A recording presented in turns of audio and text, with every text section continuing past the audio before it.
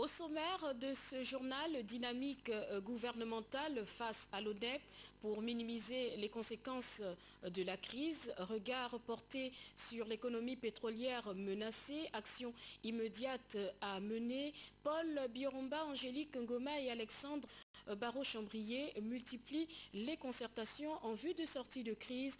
Dans ce journal, les images du deuxième jour de débrayage dans les grandes artères de la capitale gabonaise. En Côte d'Ivoire, des foyers de tension subsistent et occasionnent la prise de mesures avec, en l'occurrence, ce couvre-feu décrété. On parle du dernier moment de pouvoir de Laurent Gbagbo en sa résidence d'Abidjan. Mesdames et messieurs, mesdemoiselles, naturellement, bonsoir. Merci d'être sur la première chaîne de télévision pour ce rendez-vous d'information. Au second jour débrayage des personnels syndiqués de l'administration du pétrole, la distribution de produits se fait de plus en plus rare dans les points de vente. On a observé ce matin de longues files d'attente. Le spectre de la panne sèche gagne les automobilistes en même temps que la pénurie provoquée du gaz butane. Rodrigue Tessa Mwanga a baladé micro et caméra, le constat. Ce matin du samedi 2 avril 2011, les automobilistes de la capitale gabonaise font le tour des stations de service pour s'approvisionner en carburant. La crise qui secoue le secteur pétrolier a plongé les usagers dans la crainte d'une pénurie en fuel. C'est l'ONEP qui a dit qu'ils ne font pas la distribution de carburant. Nous, on va faire comment? On subit parce qu'eux aussi ils revendiquent quelque chose. Peut-être c'est leur droit. Moi, ça me fait au moins 6 stations que je tourne, je ne trouve pas le carburant. Mais au-delà de l'inquiétude, le constat est là. Certaines stations ne peuvent plus servir, il n'y a quasiment plus rien dans leur stock. Il n'y a pas de produit, il n'y a rien. Tout est fini. La SUP ne nous a pas livré. Tout est parti du préavis de grève déposé sur la table du gouvernement par le NEP, qui revendique la révision de l'admission des personnels expatriés dans l'industrie pétrolière. Fixons son regard sur le Conseil des ministres délocalisé de Makokou. L'Organisation nationale des employés du pétrole estime qu'elle n'a pas encore eu gain de cause. La SGEPP ne tarde pas à débrayer. Elle est entrée en grève. Côté gouvernement, on note des avancées en termes de négociation.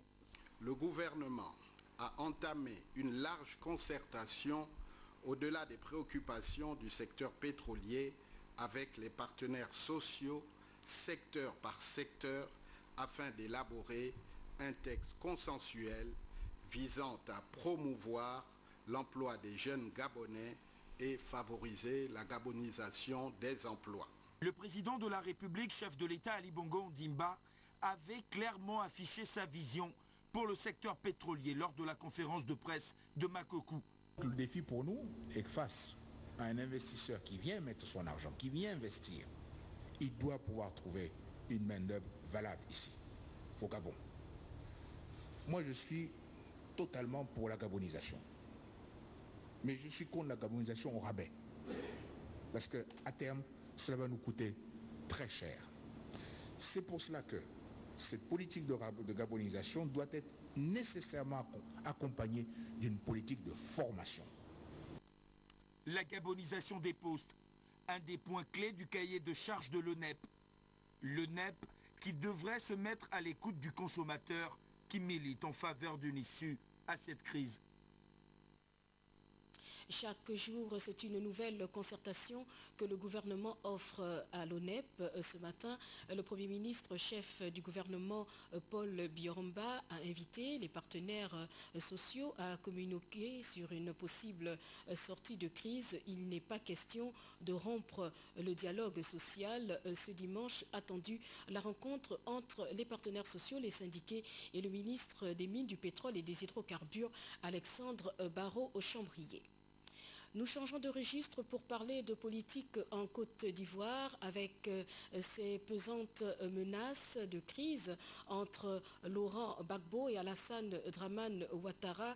Des foyers de crise subsistent. On parle de Laurent Gbagbo en sa résidence d'Abidjan et pourtant le couvre-feu est là pour réguler et pour plus de sécurité dans la capitale abidjanaise. Les précisions de nos confrères d'AITV.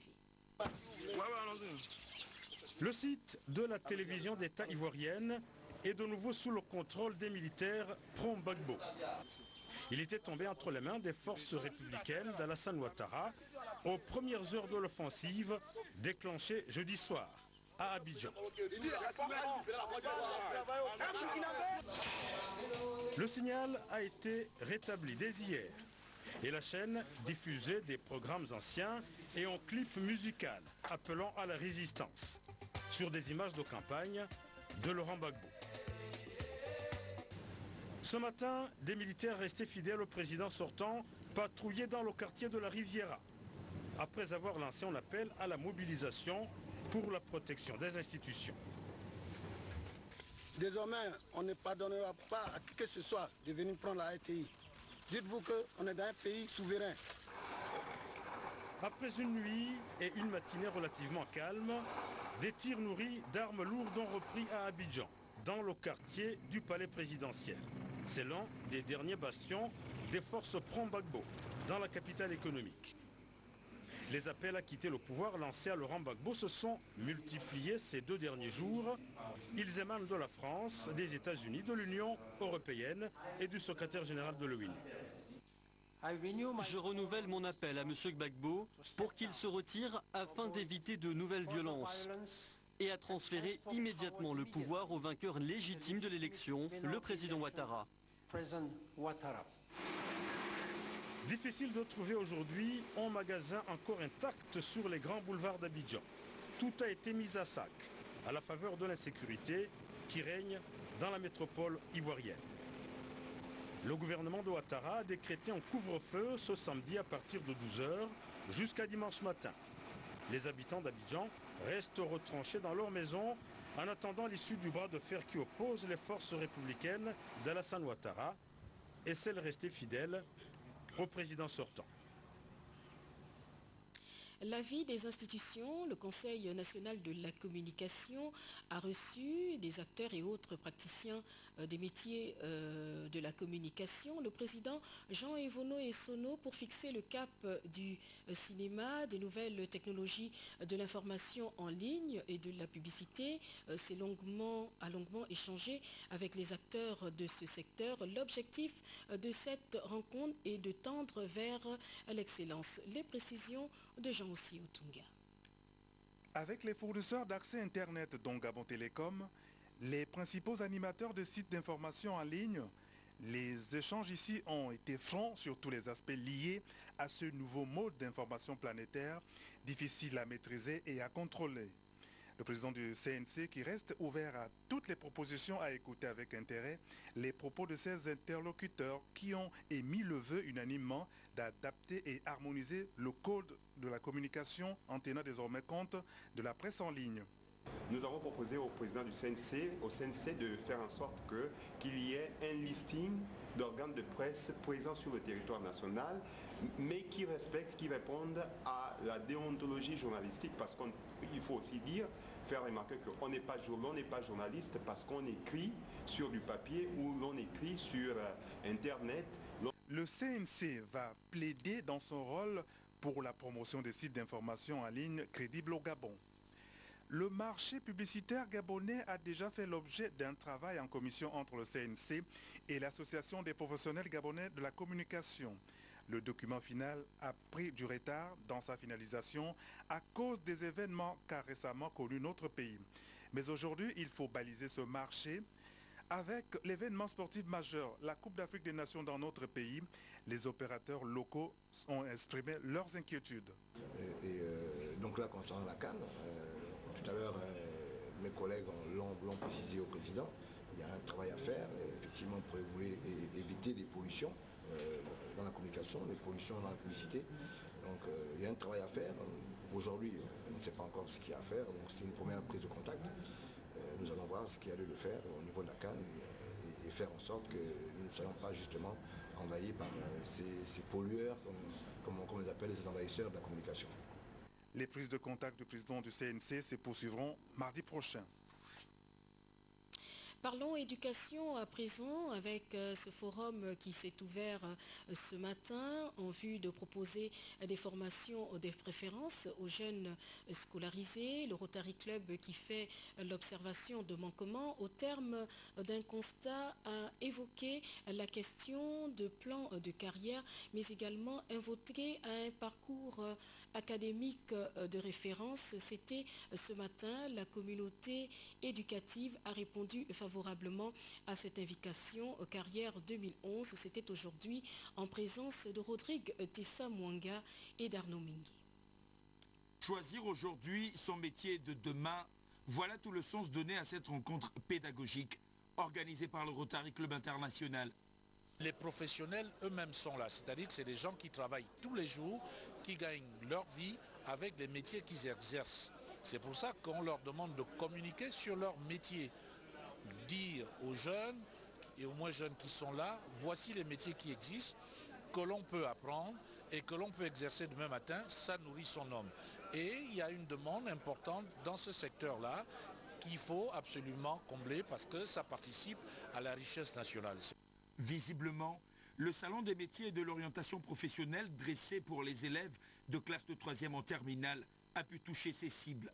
Ils m'ont orienté dans certaines voies après le bac et là nous sommes même en train de suivre un film sur le cas du pétrole. Donc c'est vraiment très intéressant si cela pouvait se répéter à chaque fois. Ils expliquent exactement, ils expliquent très bien comment ça se passe. Puisque moi j'ai choisi comptabilité, finance, audit. Bon, je suis allée, j'ai juste demandé comment ça se passe, il m'a bien expliqué.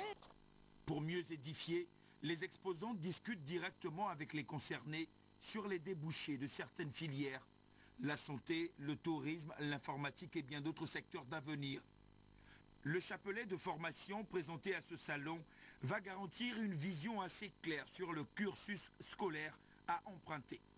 Les visiteurs ont salué l'initiative du Rotary Club International. Les enfants de l'école du dimanche, eux, ont choisi la direction de l'Assemblée nationale pour en savoir davantage sur les missions de cette institution. Les précisions de la presse de l'Assemblée nationale. Des enfants à la découverte du palais Léumba, siège de l'Assemblée nationale. L'objet de cette visite était de montrer aux enfants de l'école du dimanche de l'Église de l'Alliance chrétienne du Gabon les réalités de la représentation nationale. C'est ainsi que ces enfants et d'autres qui les ont rejoints ont eu droit, dans la salle Georges Damas à l'ECA, à un bref aperçu historique de l'institution, sans oublier le rôle du député, le fonctionnement et l'organisation de l'Assemblée nationale, qui est à sa 11e législature. Le sentiment de quelques visiteurs. Cette visite à l'Assemblée nationale était très bien et surtout instructive pour nous parce qu'on peut lui poser des questions à l'école, il y a des choses qu'on doit savoir mais qu'on ne sait pas. Mais cette visite nous a permis d'enrichir encore nos connaissances. Nous avons voulu profiter de ces temps de vacances pour instruire nos enfants sur le plan spirituel. Et donc, au terme de ces 3 jours d'enseignement, nous avons pensé qu'il était mieux pour nous de leur permettre de visiter l'Assemblée nationale. Donc c'est ainsi que nous sommes cet après-midi ici. Et nous pensons que cette visite a été très instructive, non seulement pour nos enfants, mais également pour nous-mêmes. La salle des commissions, la bibliothèque, l'hémicycle ont suscité l'admiration des visiteurs et encadreurs. La photo souvenir au hall du palais Léumba a mis fin à cette visite des enfants de l'école du dimanche de l'Alliance chrétienne missionnaire du Gabon.